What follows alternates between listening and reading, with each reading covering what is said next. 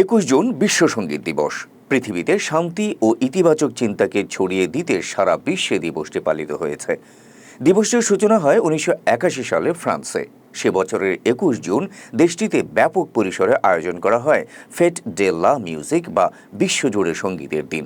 তারপর সেই উৎসবের দিনটিকেই বিশ্ব সঙ্গীত দিবস হিসেবে প্রতিষ্ঠার চেষ্টা করেন ফ্রান্সের তৎকালীন সংস্কৃতিমন্ত্রী জ্যাক লাং।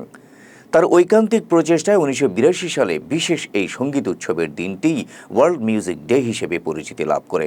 বাংলাদেশে দিবসটি পালন শুরু হয় 2007 সাল থেকে। বর্তমানে বাংলাদেশ সহ প্রায় 120টি দেশের 450টি শহরে উদযাপিত হয় এই দিবস।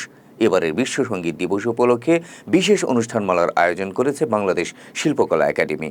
এতে সাংস্কৃতিক পরিবেশনায় অংশ নেয় অর্কেস্ট্রা সানফ্লাওয়ার, বাংলাদেশ শিল্পকলা একাডেমির কণ্ঠশিল্পীবৃন্দ, ক্ষুদ্র নৃগোষ্ঠীর শিল্পীবৃন্দ সহ এক ঝাঁক তারকা কণ্ঠশিল্পী।